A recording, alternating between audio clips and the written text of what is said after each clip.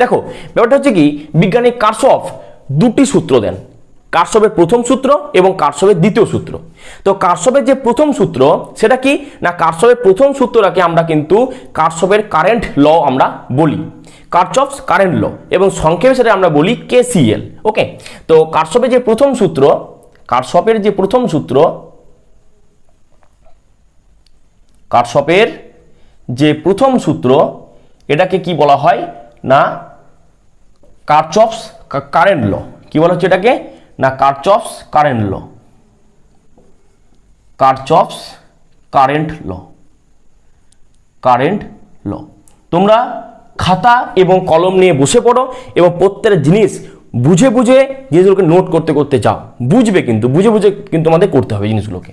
তো কার্শফস কারেন্ট ল, তো এটা বলা হচ্ছে কে সি এল। ওকে, তো সংক্ষেপে আমরা কি বলছি না কেসিএল, কেসিএল অর্থাৎ কার্শফস তোমার কিন্তু কারেন্ট ল। ওকে, এই হচ্ছে ব্যাপার।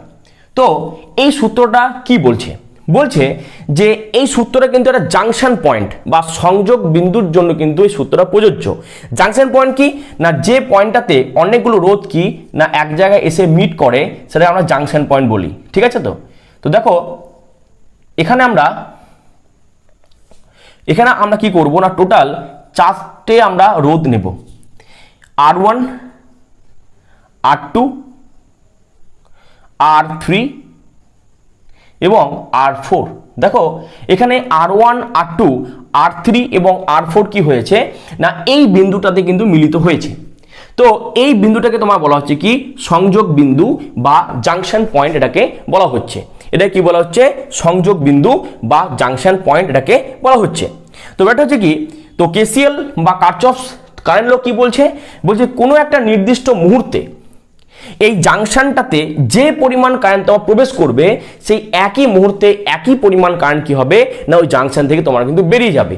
মানে আমরা ধরলাম যে এই যে তোমার রোধগুলো আছে, এই রোধটাতে ধরো I1 পরিমাণ কারেন্ট প্রবেশ করছে, এই রোধটাতে I2 কারেন্ট প্রবেশ করছে। তাহলে যেহেতু এই দুটো দিয়ে কারেন্ট প্রবেশ করছে তাই কি হবে R3 এবং R4 দিয়ে কিন্তু কি হবে কারেন্ট বেরিয়ে যাবে। তো আমি ধরলাম R3 দিয়ে I3 এবং R4 দিয়ে I4 পরিমাণ কারেন্ট কি হয়ে যাচ্ছে না বেরিয়ে যাচ্ছে। তো কার্শফ শুধু কি বলছে, যে পরিমাণ কারেন্ট প্রবেশ করছে অর্থাৎ এখানে মোট যে প্রবিষ্ট কারেন্ট তার মান কত না I1 প্লাস I2। ওকে, এবং যে কারেন্ট যেটা বেরিয়ে যাচ্ছে তার মান কত না I3 প্লাস I4।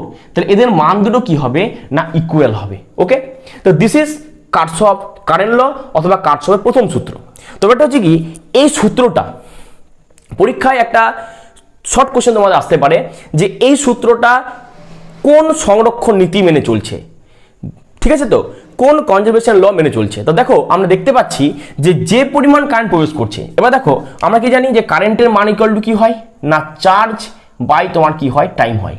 ওকে, তাহলে লিখতে পারি যে I1 ইকুয়াল টু কি না Q1 by T, R I2 কি বলতে পারি Q2 by T equal to কি Q3 by t plus Q4 by t. Okay, তাহলে আমরা যদি 1 বাই টি কমন নিয়ে নিই তাহলে কি পেয়ে যাচ্ছি না Q1 plus Q2 equal to 1 by T Q3 plus তোমার কি Q4।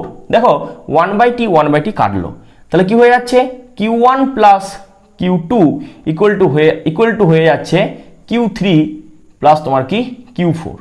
অর্থাৎ যে পরিমাণ চার্জ তোমার প্রবেশ করছে ওই মুহূর্তে একই পরিমাণ চার্জ কিন্তু জাংশন থেকে বেরিয়ে যাচ্ছে। তাহলে কোনো চার্জের কিন্তু কি কোনো ক্ষয় বা কোনো চার্জ নতুন করে সৃষ্টি হচ্ছে না।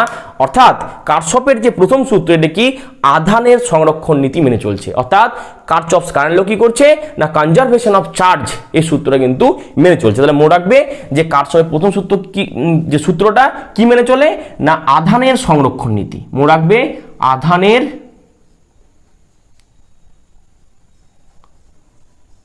সংরক্ষণ নীতি বা এটাকে বলা হচ্ছে যে কনজারভেশন অফ চার্জ, কনজারভেশন